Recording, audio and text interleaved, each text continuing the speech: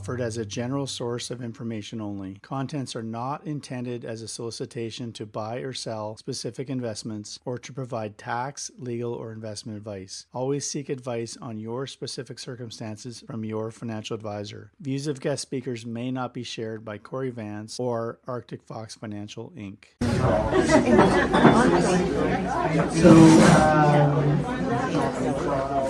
we've arrived at the formal portion of our evening, and please continue to get your drink, get some more food. There's maybe more food coming. I'm not exactly sure, but I guarantee we won't run out. And just let you know, there is dessert later, so if you're thinking you've got a bit of a sweet tooth. Myself, personally, I don't need dessert. I'm sweet enough. I didn't land, okay. Anyways, yeah, please continue to enjoy all that, and we'll otherwise be doing here. Just realizing I wish I had a wireless headphone microphone because I'm not so coordinated, but louder. How's that? Too loud? Good? Feel better with it.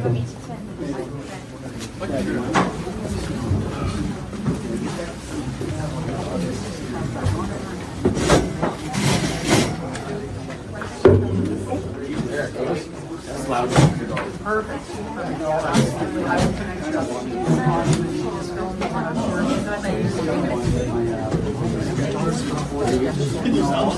It's not bad, it's just the second 3 hands.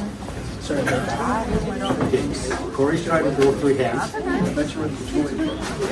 No matter how much he drinks back there, it's not going to work.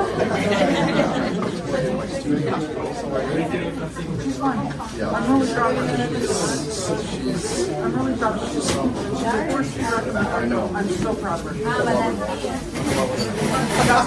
Fantastic. I'm going to just I will let her know that you're going to do that. That's my daughter's my connection to Yeah.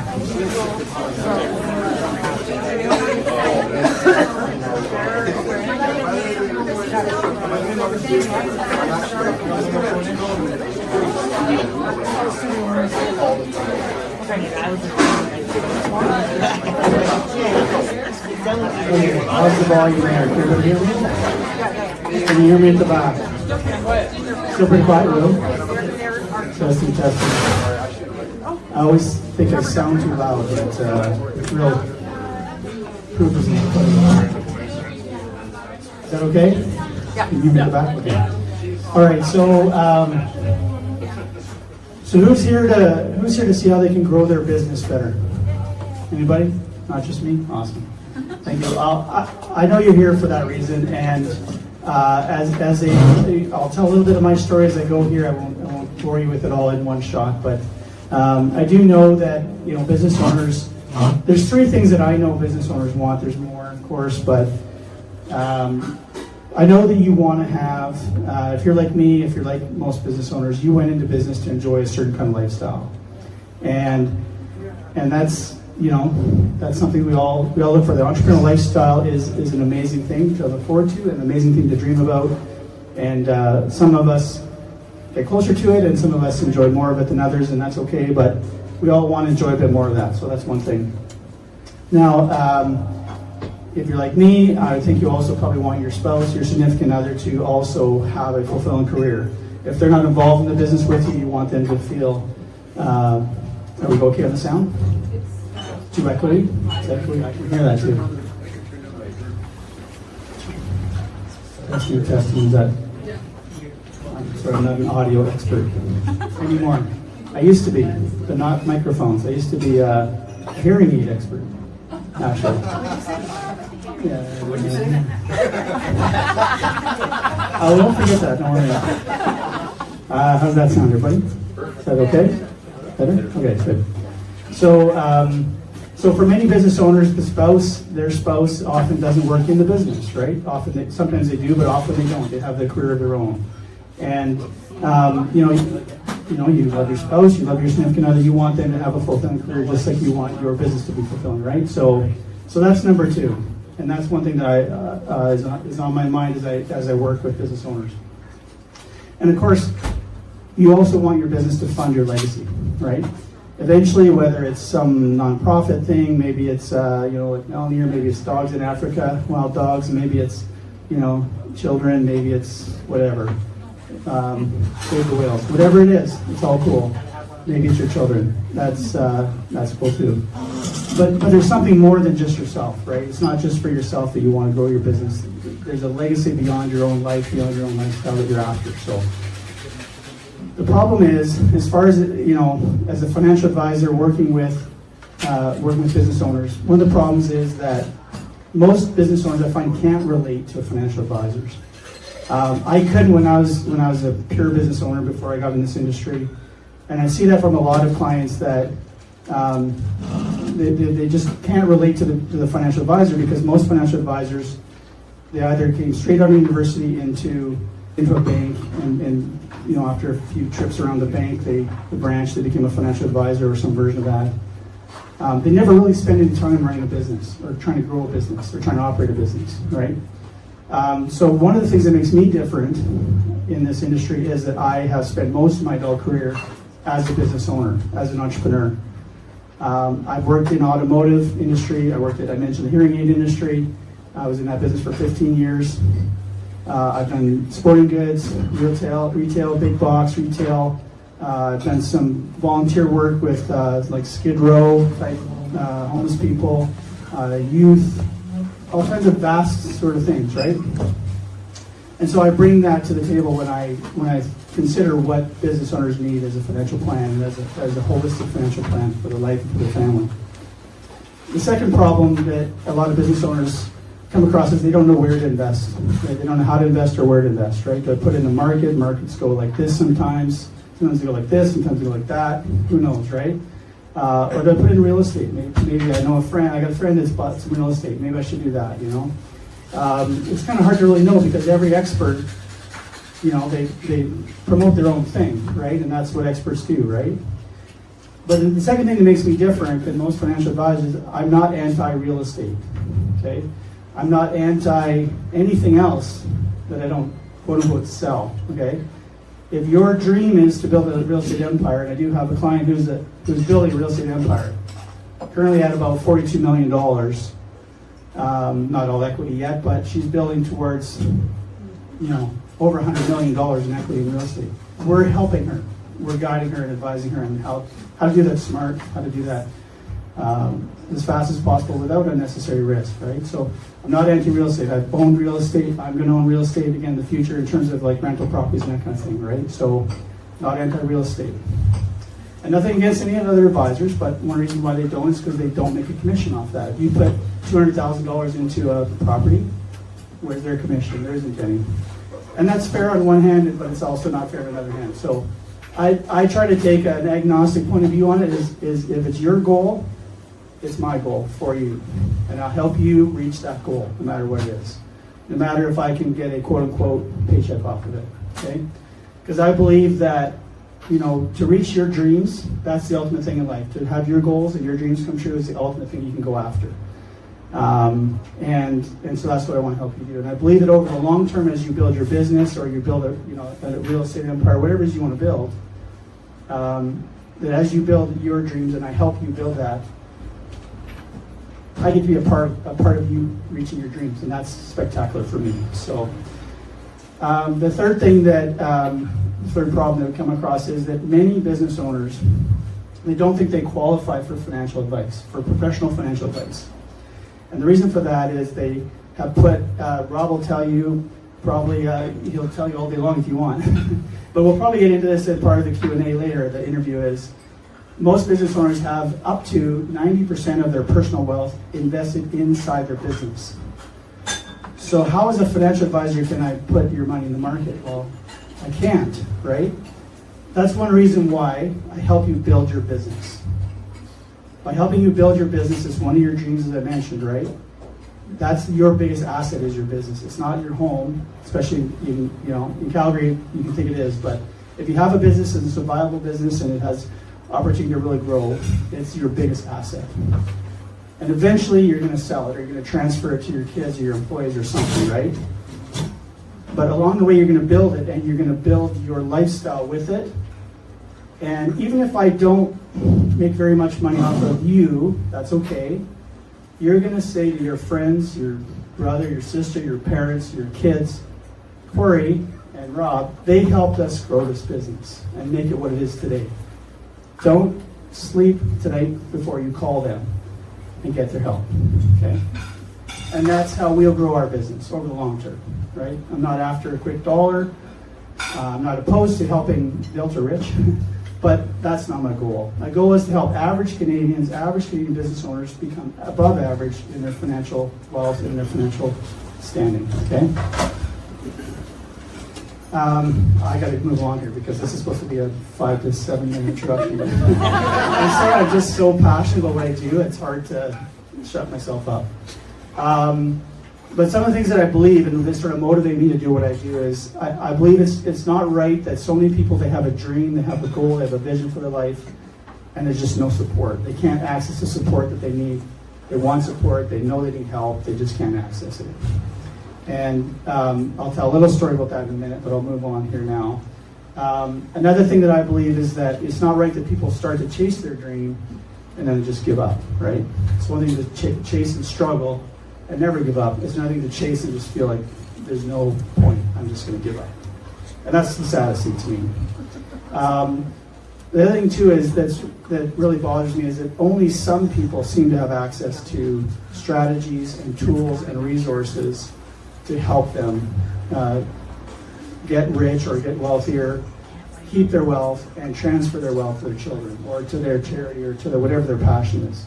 And I don't think that's right. I think that everyone should have access to the same opportunities and resources and tools and strategies to reach their goals and even exceed their goals, right? And so that's what I do, and that's my passion. That's what we do, right? We want to help, again, average Canadian business owners and their families become above average and have above average lifestyle beyond what you would think is expected. So,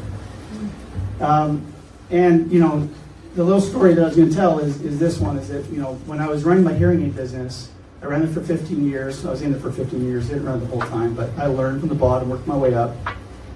Bought commercial property, sold commercial property, had landlords, had tenants, developed commercial properties, had employees steal from me, had the whole 9 yards.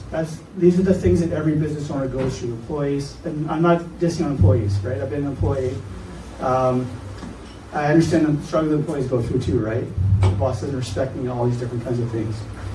But what I'm trying to say is I've been through these things. Everything that you're going through, that you have gone through, that you will go through, losing sleep at night, can I pay the rent on the facility, can I make payroll? These are things that average business owners deal with from time to time, not every month, thankfully, but I realized I needed help, right? I needed help, I wanted to grow, I was doing okay. I turned this business from a $40,000 a year loss when I bought it to a $250,000 a year profit before I got out of that business. But I knew I was capable of more, I knew I wanted to do more, and I went looking for help. And the advisors that I had, my professional business advisors, they had no answers for me. And so, no fault against them. Maybe they just weren't networkers, or maybe they just, I don't know, maybe they didn't believe in me, whatever, it's okay. But I want to be the kind of advisor that is your go-to person. That's part of what motivates me in my business. We want to be your go-to advisor. And that brings me to a little bit about what the purpose of this whole evening is that as someone who wants to be a financial advisor, that's a trusted advisor for you, I don't say that word lightly, I want to prove that I can be trusted. But one of the ways that I want to do that is to bring in experts like Rob, and there'll be others that I'll bring in future events like this, to give you access to them, right? As I said, not every person has access to the information, the resources, the tools. I want to bring that access to you. And so we've made this very, hopefully for you, enjoyable event, accessible event, etc., that you can come out and get access to people like Rob and his expertise and his team. So I'll try and wrap it up real quick here, but it's super easy to work with me. Just reach out with me and Rob. Well, obviously, Rob, you'll get to know in a bit here, but just reach out. We'll tell you how to do that in a bit. Get started. Talk to us about how to start getting your business, as the screen says, sellable, right? I also call it you making your business sale ready, meaning it's ready for sale at any moment, right? Number one, reach out to us. Number two, activate your sellable business financial plan, which I call it. Rob might call it something else, but together, that's what I call it, okay? And then start watching your business valuation, your profits, and your revenues grow. And with that, your lifestyle. Your business shouldn't, your lifestyle shouldn't fund your business should fund your lifestyle, okay? And watch your family's wealth grow and see yourself further down that path to an amazing retirement. So that's the really easy part of it. I'm going to skip this because we're going on a little too long here, but I just want to ask you one question before I introduce Rob is, and some of you thought about this, but I'll encourage you just to think a little more clearly, and I'll move on fairly quickly after this, but what is not having a sale-ready or sellable business costing you in lifestyle, in your future, in your family? So just keep that in mind as we chat tonight. So Rob Welke, my very patient special guest speaker here, and you're all very patient. I appreciate that. Makes I get passionate. So Rob is an experienced business leader with over 35 years experience starting, accelerating, and selling several businesses in the environmental, finance, and oilfield services industries. He has acted in senior management roles, making an impact in all functional areas. As a result of his own experiences as a business owner, Robert learned the value of being ready for an exit. His current mission is to assist privately owned businesses by identifying their current business value and then accelerating incremental value through a growth transformation process to prepare owners and their teams for a successful, high-value exit from their businesses. As many business owners move toward retirement over the next 5 to 8 years, they will be faced with some tough decisions on when and how to exit. Helping business owners exit successfully from their businesses will ensure continued employment for their staff, family, and will assure business and community sustainability in the future. I know it's very important to Rob. Small communities in Alberta in particular. Robert has a BCom in finance from the University of British Columbia, holds certificates in change management, leadership, and strategic planning, and is a certified exit planning advisor, a CEPA for short. Robert has started 5 companies over the past 35 years and has sold 3. So please join me in welcoming Robert Welke. Thanks, Cory. Everybody hear me? Awesome. Cheers. So I've talked a lot tonight already. He's going to talk some more, by the way. Just a little bit. I decided to make this a little bit more interactive, so I'm gonna actually kind of interview Rob, and then a little bit later on, if we go too long, Nicola will kind of kick me in the shins and tell me to stop. And but at some point, hopefully, we'll have time for some questions from some of you, and then there is, by the way, dessert at the end. So if you didn't quite get enough to eat, stay tuned. Holding out on you is making you listen to me. Oh, and just so you listen just slightly more, there are prizes at the end. So we're gonna randomly draw everyone prize, not for everyone, but everyone's names will be in the draw. So anyway, so Rob, please tell us why is it critical why is creating and starting to create a business exit plan now critical, even if someone is just starting out? Good question, Cory. Thank you very much for that. A couple of reasons come to mind. First and foremost, more than 75% of business sales are due to one of two things. One is somebody comes along and says, hey, we got a great business, I want to buy your business. The other one, vast majority, is death, disability, divorce, disagreement, dissolution. The 5 Ds that we call it in exit planning. You have a dispute with the company, you got to sell it. You have a family member who gets sick, you get sick. That happened to me. My partner got sick. You got to sell the company. Now, we didn't have to, but we were in the process of doing that. So having a sale-ready business is critical. When's the best time to start planning your business for sale, getting your business ready for sale? 10 years ago, second best is today. So the thing that people need to realize is you never know when somebody's going to come along and sell your business, and you never know when you might have to sell your business. So that's why it's critically important that you build an exit strategy for your business as soon as you can. Absolutely. And just to use one example, if any of you do have real estate, does anyone here have investment real estate besides their house? Anyway, okay, cool. So one thing and I've done some studying of investment, real estate investment, and creative real estate investing in person. The number one thing they tell you is before you buy a property, have at least 3 three options to exit. That's playing your exit strategy even before you start. So you're right, it's super valuable. So business exit plan, there's probably, if we lay them all out in a row, there's probably a million pieces to it. But just to simplify it, what are the 3 main parts of a business exit plan? The way that we, there we go. The way that we look at it, and this comes from the Exit Planning Institute, is there's actually 3 plans that need to be considered. The first plan is the personal plan. That is, what am I going to do when I leave this business and I don't have to show up at work the next day? What's my life purpose going to be after that? Am I going to be a philanthropist? Am I going to go out and invest in real estate? Am I going to do something different? Because one of the biggest reasons businesses don't sell is business owners can't leave the business. Literally, they can't leave the business, right?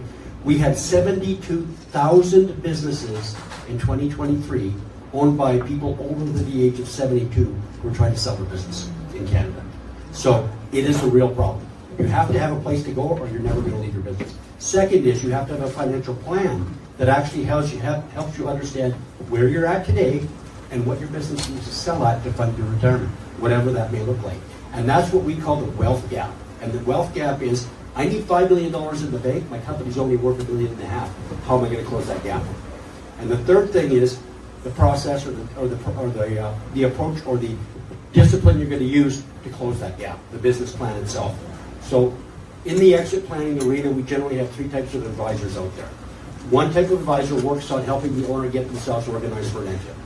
One type of advisor is a financial planner who's also a certified exit planner who goes and helps the business owner build that personal financial plan and looks at all the different things they need to do to get that plan activated. And then the third type of advisor is what we call value accelerators. Value accelerators are the people that actually go in and do the dirty work with the business owner to get that business ready for sale. And I call it dirty work, but it's not. It's a friend of mine called it God's work. Because quite frankly, one of the things that has to happen for most businesses to sell is they have to transform from where they're at. Because 90% of businesses are not sellable in their current state. And the unfortunate thing is when they go to talk to their broker or their M&A advisor and say, hey, I want to sell my business because I want to retire this year, the answer is you're not sellable. Full stop. 90% of businesses are turned away from business brokers and M&A advisors because they are not sellable. So it's critically important that if the sale of your business is going to be part of your retirement plan, it better be sellable. Right, and to that point, so I haven't heard you say this number yet. If you said, I do apologize. But what percentage of business owners that want to sell actually have what we would call a no regrets exit, meaning a year after they actually complete the sale, they're happy with what happened? Oh, about 5%. And that's of the people who sell, right? 10% of businesses that go up for sale in Canada sell. Half of that number are actually happy after a year. Every business owner regrets selling their business after a year, some more than others. Part of it's because they got no place to go. Part of it's because they didn't get the deal they wanted.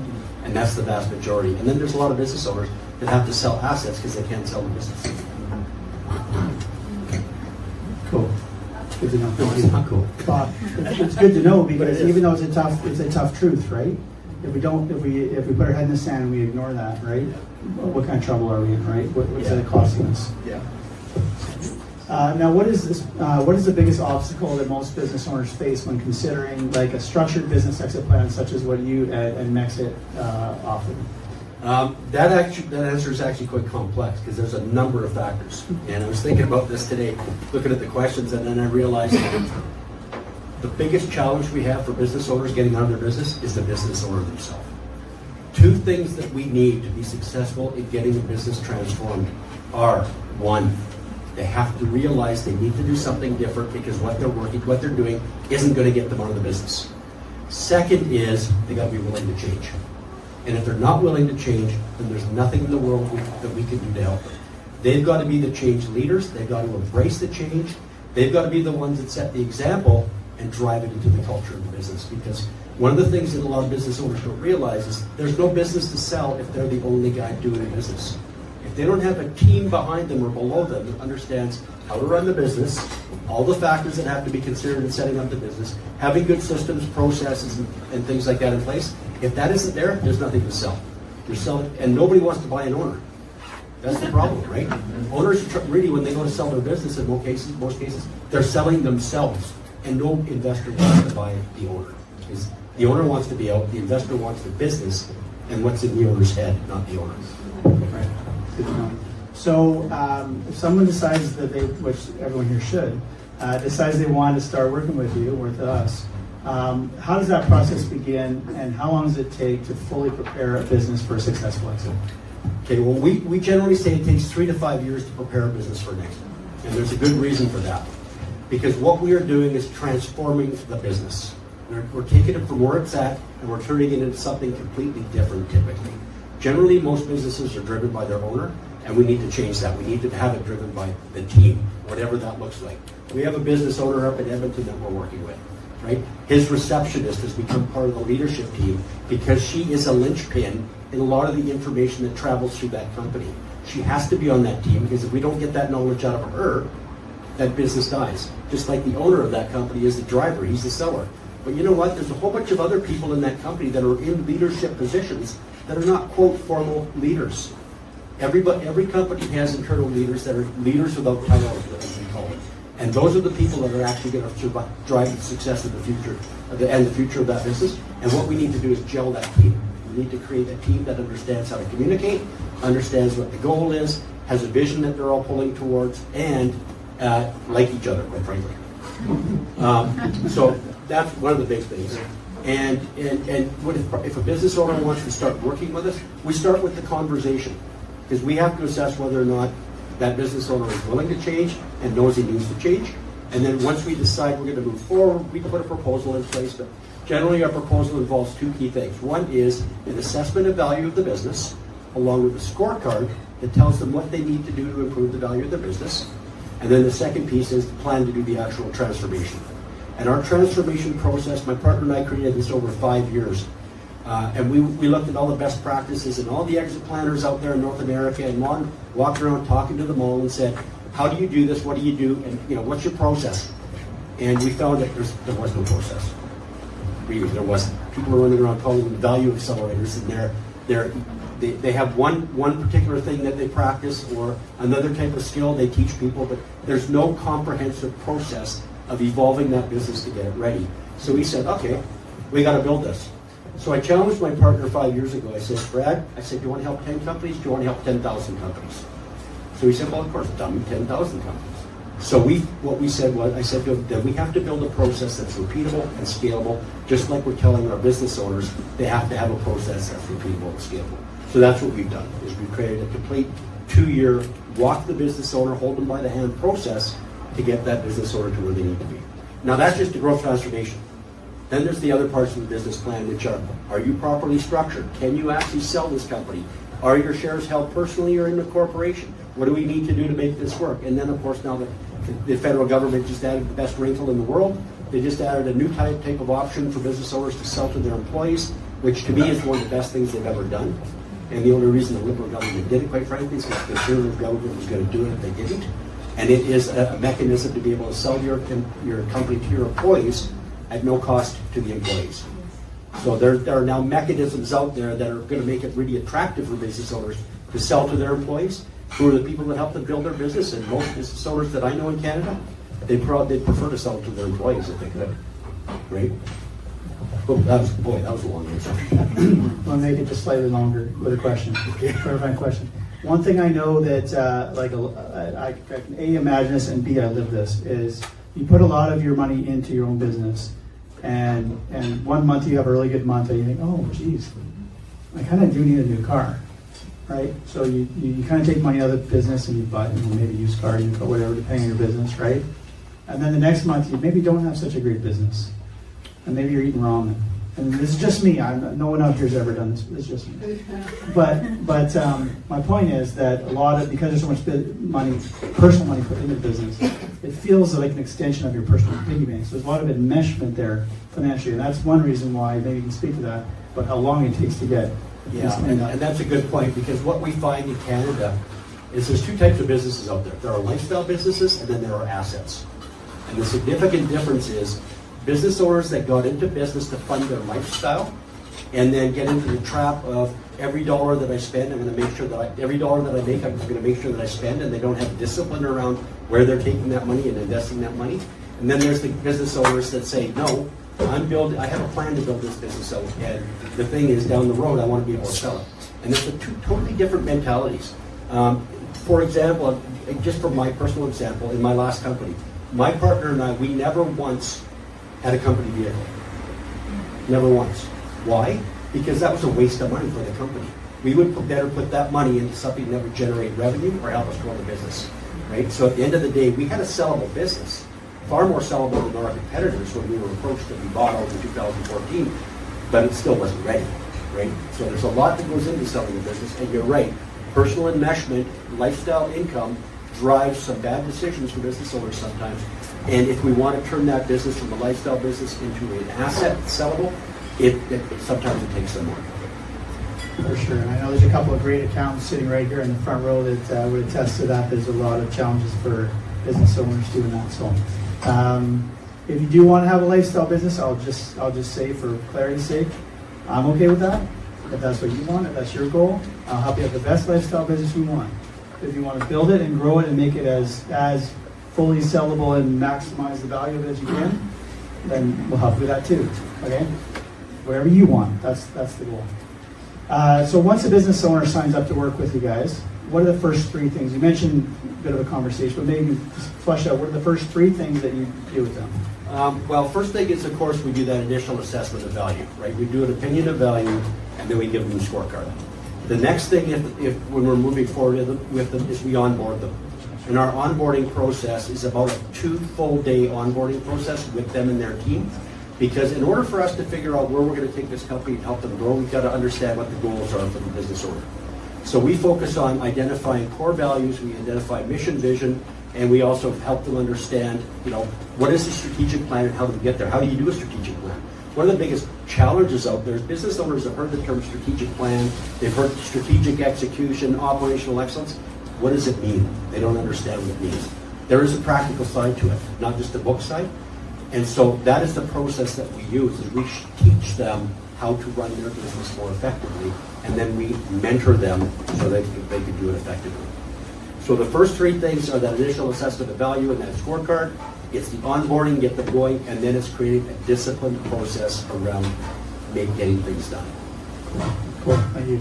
So once a company is on board with you guys and they start working with you, what kind of valuation, revenue, and profit technically should theoretically all go up, or at least more or less, but especially valuation we're looking at here.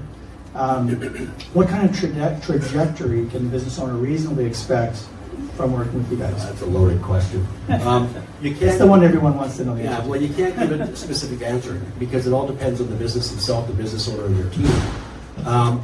One of the challenges we find when we start working with business owners is when we first start working with them, there's a high level of excitement. Everybody's excited. This is so cool. And then about 3-4 months into it, they realize, holy crap, this is hard work. This is really hard work. And that's when they want to bail. And we have people that are detractors. One of my favorite stories is one of our clients that I will tell you the trajectory of this one, but one of the stories is their operations guy hated us.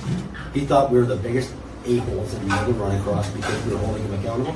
I don't have time for this. I don't want to do this. I don't want to do that. 8 months into this process, he became our best advocate because he realized what we're giving him the tools to make his life easier and then teach him how to delegate things properly. And they've grown that business 60% in 1 year, from 18 to 60 to $30 million, and they never once broke a sweat as a result of the work we've been doing with them. Right? So this company is on a trajectory that is just unbelievable, and it's not because of us; it's because they embraced the process. Right? We just gave them the tools. They embraced the tools, and they started working. And when they dug in to do the work as a team, and we showed them how to work as a team, the world's the limit for these guys, right? These guys are just unbelievable. So the actual trajectory is difficult to determine. It all depends on how hard they want to work, what their plan is, what their resources are, and what their potential market is. Because a whole bunch of things that have to be looked at in the company beyond just financial performance. So a couple of things there. One is, can you please repeat those numbers from blank to blank? And results will vary, of course, but please repeat those numbers because those are... What, from 18 to 30 million in 1 year? Thank you. Yeah, that was pretty cool. So yeah, results may vary, but my point is that if you're willing to open yourself up to a process like this, you have no idea what actual potential may be in your business, right? It may not be that dramatic, but it could be more than you're thinking there is. Well, their 3-year plan was to hit 30 million, Wow. right? They did it in 1 year. So, and their 5-year plan is to hit 50 million. So the other point I wanted to make is that in your initial uncover or discovery or whatever you call it, your valuation, you uncovered the opportunities that made that possible. Oh, yeah, They didn't absolutely. see that, or they would have already been doing it. Yeah, I don't think they saw the potential to grow that fast, because what happened in the past was they had grown about that percentage at one point, and it darn near imploded the company because they didn't have the systems, the processes, the people, the communication within the company to be able to support that growth. I mean, they grew from 9 million to 14 million, almost killed them, right? They stuck back and went back to 8 million when they started growing to 9 million to 10 million. And the 16 to 30 million was like, holy crap, did we really do that? Right? It was they were stunned. The team was stunned at the end of the year how much they'd actually grown the business. And the vice president said to us, we had lunch shortly thereafter, he said, we didn't even feel it. Like this just felt natural to us because we created such a great support system with the team that we built. And they had a great internal team already, right? All we did was give them tools and processes and systems and disciplines around doing things. So That's really cool. So you mentioned this one owner that was really difficult with you for about 8 months. I just want to talk about that briefly here. So a business relationship with Mexit, if someone was to join into one of those, that's like a 10-year locked-in contract, right? absolutely not. My goal is to be out in 2 years, right? We're not there to be consultants. We're there to be coaches, facilitators, and to teach our people, like our clients, how to do the work, right? We don't want to be there in the long term. That's not our goal. Both my partner and I want to be out of business in 5 years, right? So we don't want a 10-year contract. And actually, what's rather interesting, and I know this is a leading question, is we don't actually sign yearly agreements with our clients. It is a 2-year process. We laid that out at the very beginning. We showed them the detail, what we're going to do every month for 2 years, but it's a month-by-month contract. If you don't feel you're getting value, fire us. We don't care, because we know that this works, right? And if you stick with it, you're going to be successful at it. So we don't have to get a guarantee from you to pay me for a year and find out 3 months in that you don't like what we're doing. Because if we're not delivering value, fire us. In fact, we actually had to fire ourselves from the client because we found out that they were not embracing the process and they were sabotaging it. So we said, look guys, if that's the way you want to be, we can't work with you. Because our process is a facilitative, iterative, collaborative process, and everybody's got to be pulling in the same direction or this doesn't work. That's one of the things we absolutely demand, is once we've set the vision, everybody's pulling in the same direction. That reminds me of a story. Last year I hired an Olympic gold medalist. She did one at the age of 38. She won a gold medal in cycling, like track cycling, against 19, 20-year-olds. This is a number of years ago. She's now a performance coach and this sort of thing. Anyway, so I hired her last year, and one of the mantras she gave me, and I don't, you'd be the judge, but I don't think she really saw this in me in particular. I think she just sort of randomly decided this for me. But one of my mantras was, I'm 100% coachable. Cody knows what I'm talking about, because she's a life coach. But I had to embrace that. I haven't always been very coachable. And as a business owner, I wasn't very coachable. Even when I knew I needed help, I wasn't very coachable. I'm a lot more coachable now, but you make a good point that, if you don't really want to achieve more or achieve the maximum that you can, that's okay. Then this isn't a good fit for you, right? That's fine. But if you really do want to, there will be some challenges you'll have to embrace and be a little bit coachable on that. So. Yeah, well, actually, we tell people now when we go into them that it's going to get worse before it gets better. So understand that up front. The first 4 to 6 months are going to be painful for some of you. And then once you got through that, and once you understand how to work together, and you start applying the disciplines, then that's when you're going to start to see the results. Cool. Oh, sorry. Oh, yeah, sorry. Yeah. the way I'm enunciating. All right, so so we've talked about this a little bit, but just to clarify, what makes a business or a business owner an ideal candidate to work with you and Mexit? As I mentioned, first and foremost is they have to, realize that they need to do something different and that they cannot do it themselves. And B, they've got to be willing to change. Willing to change is the biggest one. If they're not willing to make the changes, then there's nothing we can do to help, because leadership starts at the top and works and flows down, right? Leadership it's not a title, it's a responsibility, and everybody has to embrace leadership within the company. I don't care whether you're the janitor or whether you're the president. Everybody in the company is a leader in their field. And that's the kind of the way we approach our business with our businesses, our approach with our businesses, because leadership is so important. But at the same time, if you're a leader, that means you got to accept it and do it. Just get on with it, right? Everybody has to be pulling in the same direction. Yeah, and I think too, I'm just thinking to myself as you're saying that, we're talking about change and the challenge. Last year for some inexplicable reason, decided to take up running. I hadn't run in 25 or 30 years. I decided to take up running. And it just happened to coincide that the path from my house past the Mahogany Lake, where all the really expensive homes are, and back to my house was 5 kilometers. So I started doing 5 kilometers, not running, walk, run. But end of last month, I did complete a half marathon.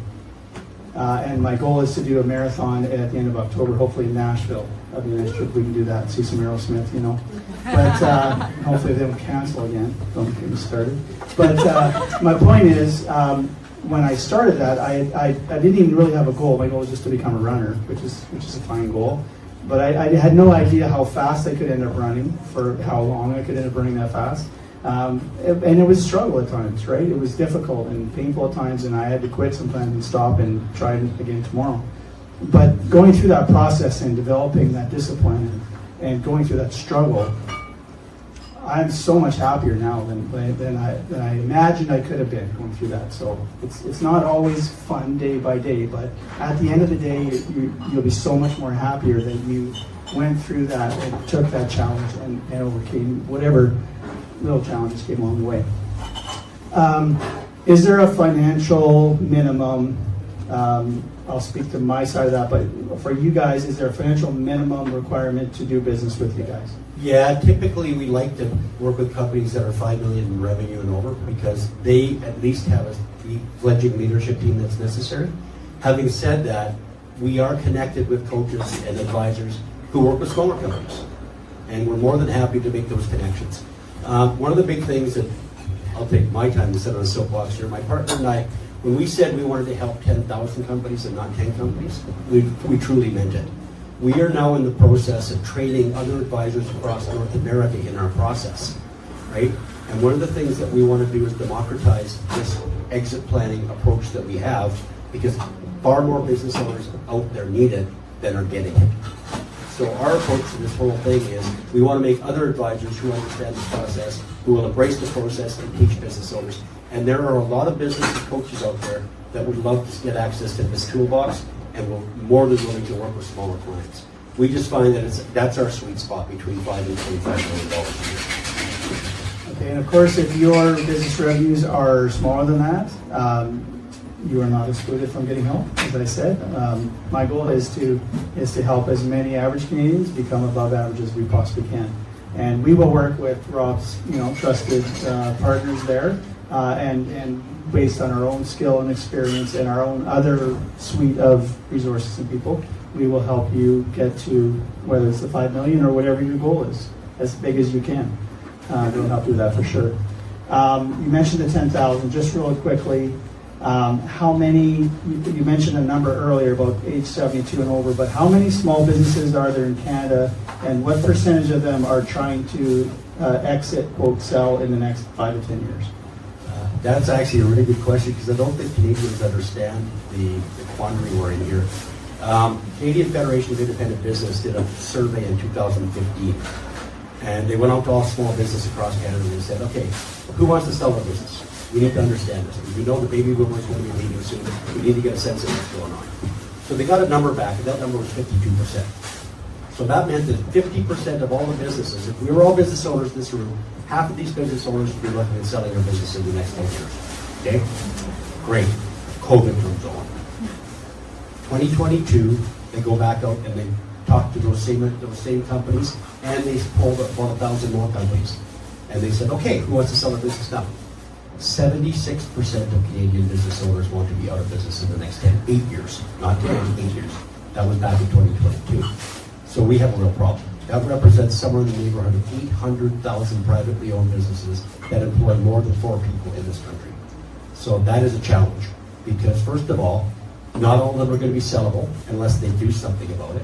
Secondly, there wasn't an option for many of them to sell because, quite frankly, small companies, they don't find a lot of buyers. You have to be really exceptional to do that. Many of them would love to sell to their employees, right, if they could. The challenge that we had, like every other company, employees don't have the money to buy it. Guess what? The Canadian government enacted today a couple of new legislation pieces that are called, what we collectively call the Employee Ownership Trust.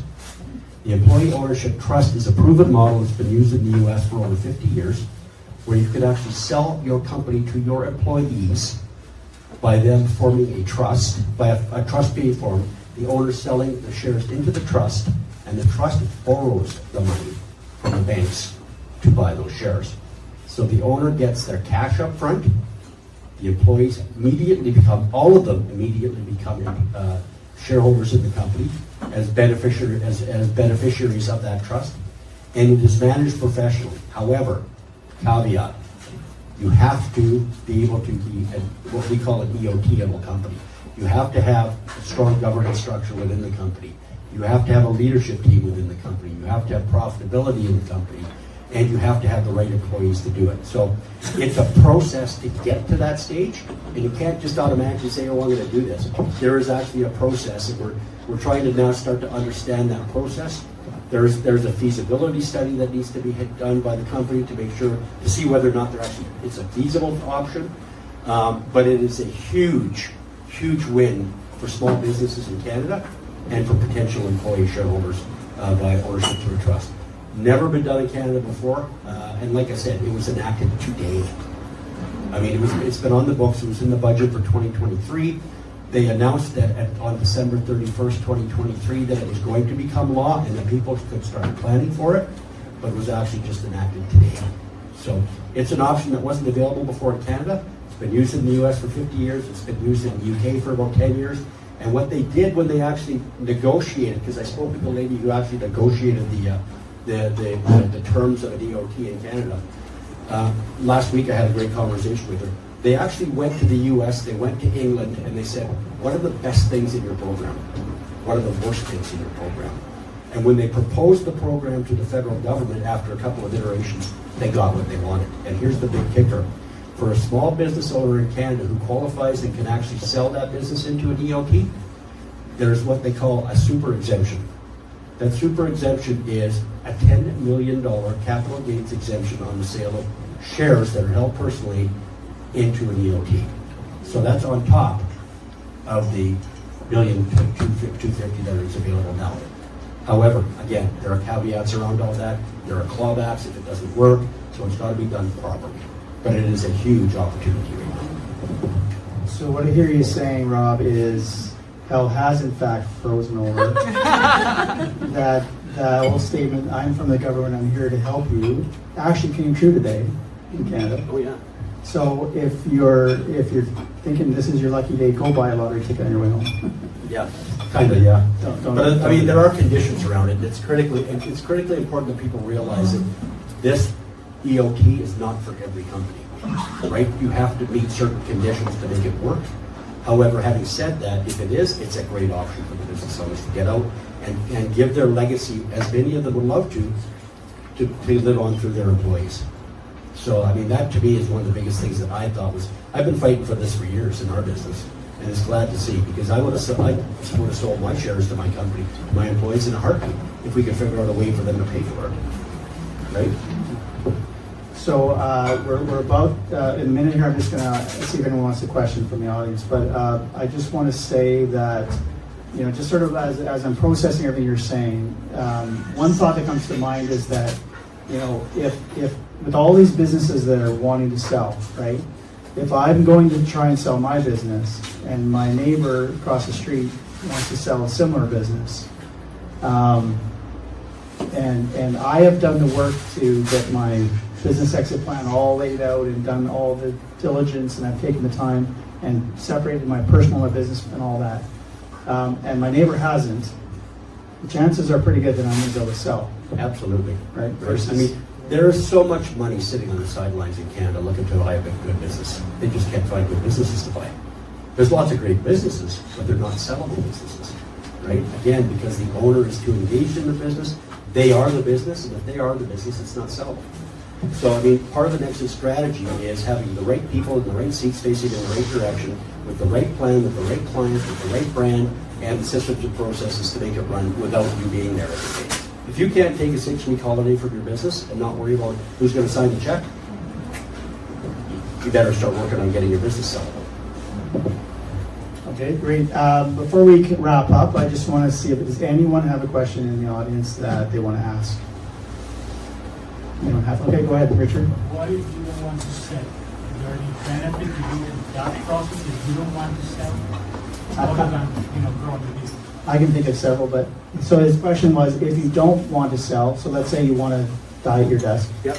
Let's say when you're 99, not next year, but is there any benefit to going through this process if you don't really plan to sell? Not really, because at that stage, what you want to do is you want to extract all you can to meet your lifestyle needs. But the problem with that is make sure you're putting stuff away for retirement, right? Because many business owners, and I find this a lot, many business owners don't take money out of their company to invest personally. They invest it back in the business because they get a better return on their investment by putting it back in the business. So if you're going to make it a lifestyle business where you're going to take all the cash out every year, make sure you put some of that aside for your retirement. Now, having said that, that's true. I'm not disputing that. I will say that one of the benefits, whether you go through that formal process or just get someone like I to help you, tune up your business and maximize your opportunities. If you get your ducks in a row and you do a lot of the things that Robert would take you through the process, your communication, your teams, your systems, you're separating your personal and your business finances, keeping everything clean, and we have many, I don't even know how many strategies that we have that we can help you to maximize the profit and the revenue of your business and grow your business. That helps you live and love that entrepreneurial lifestyle. So even if you want to, go to like Charlie Munger, right? In between here and now, the lifestyle you can enjoy in that lifestyle business can be so much more than just, what it is now. Not that it isn't necessarily good now, it could be much better, right? So, any other questions? One more. Do you have any book or something you can buy to the process that you have, Robert? Do you have a book? Do you have a book that you can buy with the process? Not at this stage, no. But I can make some recommendations if you want on things that you can look at. And I have a couple of books too. I'll forward you as well. So, Carolyn. Yeah, I was just wondering how you bill for your coaching. Like, if you want to sell your business, how are we paying you, or is it later? What's the question? Sorry, the question is how you bill for your services. The service model that we have is we do monthly retainer. And we set the monthly retainer based on revenue and the size of the management team that we're working with. Having said that, we are actually in the process of investigating whether or not we can separate our training process from our mentoring process and charge as two separate pieces. Because if we can do that, there's a really great opportunity where we might be able to get 2/3 of that paid back for by the government. Because we make it fundamentally a training program that qualifies, because the number of hours, we do have a program that we teach, which is our Leadership Without a Title program, which is a year-long leadership training program that we built about 5 years ago. That's actually, we know that is eligible for that grant. We're now trying to structure the training program that we have to teach business owners how to run the business more effectively into a training program that's a 2-year program that makes it eligible for the grant, and then we will do a separate proposal to do the mentoring coaching piece on a performance basis only. So we only get paid if the value of the company goes up. I love that business model too.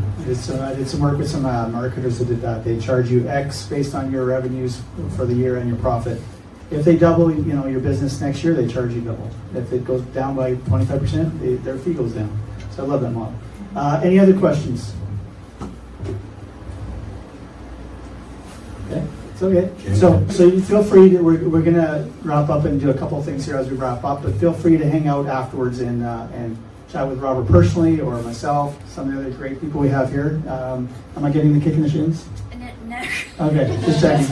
Just a reminder of I'm ignoring your partner here on that. She wants to kick me in the shins? She might do. Again? And just a reminder with the prize draw, just so. Yeah, okay, I got a slide for that. Okay, good. Excellent. All right, cheers. So, all right, if there's no other questions at this time, I just want to finish off by just sort of recapping. So we asked at the very beginning, why is it critical to start creating a business exit plan now, even if you're just getting started? Can we just recap the top 3 benefits of doing that? Or 3 benefits. Okay. 1, you might be able to sell your business. 2, you might get the value that you want out of your business. And 3, you'll get the legacy that you want at the end of the day. Many business owners, they're not in business for themselves. They're in business for their family. And their family does include their employees, their suppliers, and their clients in many cases. True. And one of the things that I haven't mentioned, because I went on so long earlier, I'll just summarize it real quickly now, is that one of the things that I love about working with business owner and entrepreneurial families is and this is one reason why I do it, is when we help the business owner grow the business, right?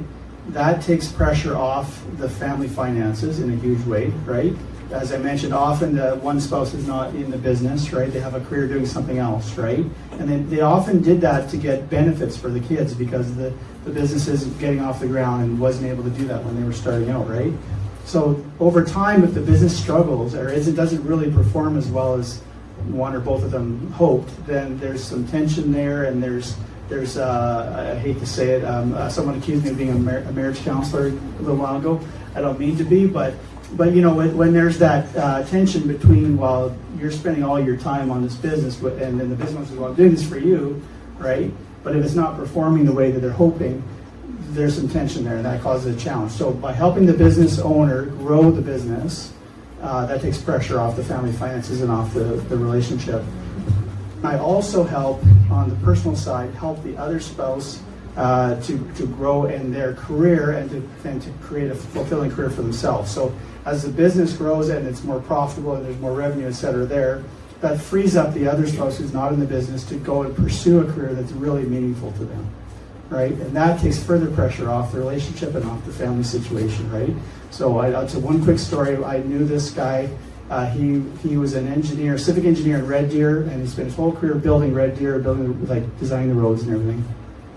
And his wife didn't have to work, but she took a part-time job and gave 100% of her salary to nonprofits, like just charities. That was her dream and her goal to do it. You're able to do that, and that's the kind of thing I love and I want to help people do. So that's another benefit. The lifestyle is great, better lifestyle, but taking the pressure off the family and the relationship and all that by creating this openness of finances and wealth is really really critical to me to be a part of that. So before we draw for prizes, because we're going to do that now, you have a handout. Can you tell us quickly about your handout? Yeah, I've got actually 3 handouts. When we go through an assessment with clients, when we do the detailed assessment with our clients, we have 3 questionnaires we give them. One is an owner readiness questionnaire, which is how ready are you as an owner to get out of your business? Next questionnaire is how attractive is your business? Because an attractiveness assessment is an outside look looking in at your business, somebody saying, would I buy this business? And then we have what we call an exit readiness assessment, which is an internal look from the inside out going, okay, what do I have in place that I need to look at in order for me to get ready for the sale of my business? So I have these 3 assessments, and I'm going to be willing to hand them out to everybody. Everybody can get each of them. I think I've got 17. If you don't get one, come keep my cards. I'll email it to you. Yeah. But at the end of the day, it's a first pass to figure out how ready you are. Right now, this is not the detailed assessment that we do with some of our clients where we get into doing discounted cash flow analysis and all the rest of it with determining business valuation. But that depends on the complexity of the business. So That's a little bit more in depth. Okay, so for sure, and what we can even do if you want is if you're okay, we can send it out with the follow-up email to everyone, and then If you want, when we got it here tonight, we have something you can take home. Yeah, so exactly. Start thinking about talking. One thing I wanted to be critical about this event was that not only do we tell you why this is important, I wanted to help you get started. So that's why I asked Rob to create some kind of a handout. So now we're going to draw. While we draw the three names, I'm just going to put contact information up here. Again, you're welcome to stay and chat with both of us, till they kick us out, I guess. But if you want a snapshot, Rob might have to duck. But anyway, that's to Rob's calendar, the QR code, and my phone number, and I couldn't figure out how to do a QR code on email, so I just put them there. Take a picture, scan, whatever. You've got my email because I've already emailed all of you anyways, but hopefully we can continue a conversation there. But I want to draw these names now. So what we have is, I'll let Rob explain what his prize is and how many he's giving, and then I've got 2 prizes as well. Okay, so what I said I was going to do is I was prepared to give away 3 initial opinion of value and initial scorecards for business owners that want to find out where they're currently at. Because one of the challenges we have, of course, when we talk to a business owner is they think their business is worth X, and it really isn't worth X, then we have to have that difficult conversation.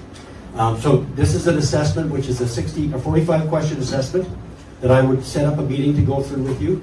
I would need some information. I am more than happy to sign an NDA, and then we could actually give you an opinion of value and then a scorecard on what you need to work on to improve your business.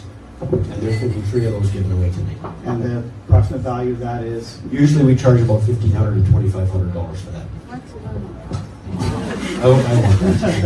So, and when, just so I'm clear, so everyone here is clear, if you win that, and you'll fill out the questionnaire, and then they'll sit down with Rob and myself. Yeah, exactly. Sorry. We'll go through. Once we complete the questionnaire, we'll arrange a meeting with Cory, myself, and that individual that had that questionnaire, and we will go over that questionnaire, and we will actually use the software tool that we have available to us to do some scenario planning around what you could do and what the impact of changing some of the things in your business would actually mean.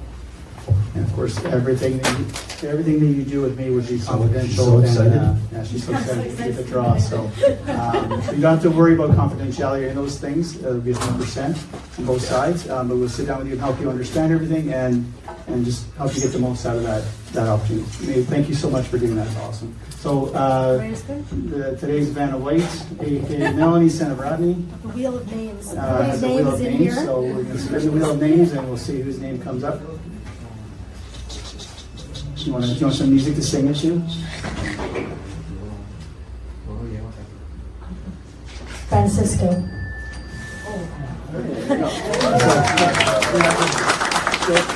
So we'll connect with you after, Francisco. We'll connect with you. I've got your contact information.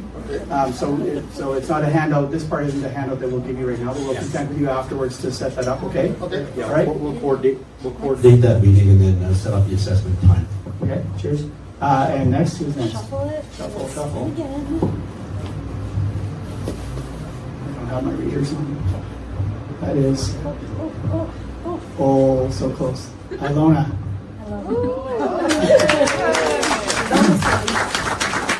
I should say, Francisco, what is your business? What is your business? Okay. Yeah, what is the business? Yeah, but what do you do? What do you do? What I'm doing? Yeah, what do you do? What's your business? My business is around bookkeeping and support business. Okay, cool. All right, and Ilona, what is your business? Real estate. Real estate, it's your realtor. Awesome. Okay, and we got one more. You should show everyone what you're doing. Oh, yeah. Hold it up, Anna. So they can Well, hold it up on the next one. Yeah, on the next one, yeah. Yeah, Okay. cheers. I can't do that from here. Okay, Darcy. Darcy. Wheel of Names. Oh, the same business. Same business. So We'll we'll do somebody else. so we'll do something. It's the Wheel of Names. Do Maybe you somebody guys should go else. buy a lottery ticket. So now we have Furman. Wow. It's the same family over Wow. Got some good luck over in that corner there. Okay. So that's our 3, right? Francisco. Oh, that's 2. That's two, right? Yep. Oh, sorry. Thurman Alona. and Sorry, Alona. Sorry, that's three. All right. So, so we have two more things here to give away. One is, you want to explain it because I want to make sure I don't misquote it. Wonderful Nicola Voss. No, thank you. Thank Our you. event manager for tonight. Thank Please, meet her and get her. So we have two wonderful prizes here from Romero Distillery. The first one is 2 custom tours. It's valued at $160, and I believe you do the tour, the rum tasting, and then you get to make your own rum and take it home with you. So fun. Sounds fantastic to me. I want that. You want that? Mine in.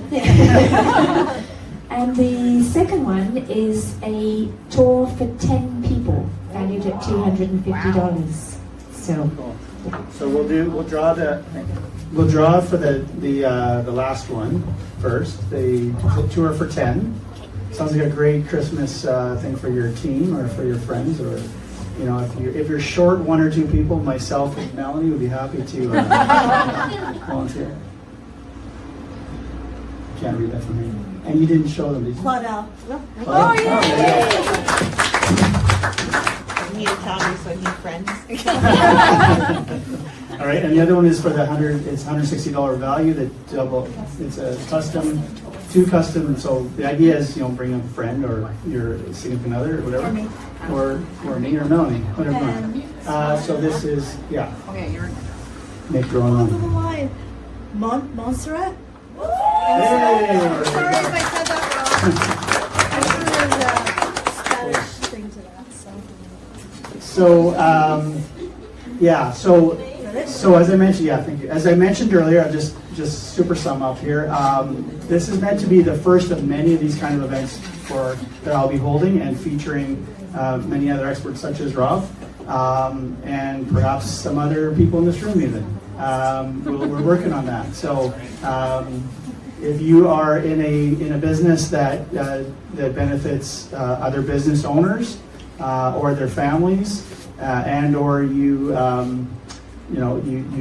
in a business that depends a lot of referrals and that kind of thing, then I want to speak to you specifically about developing that kind of relationship. But aside from whatever else comes out of tonight, so maybe you'll be featured in a future event here too.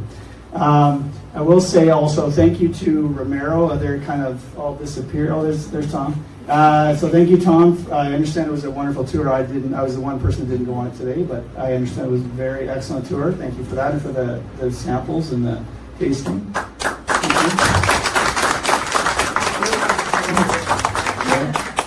Yeah, and of course the ladies behind the bar and that are organized and everything. And thank you so much for your patience. I've mentioned a few people. This event has been a year and a half. You had to make it. Thank you.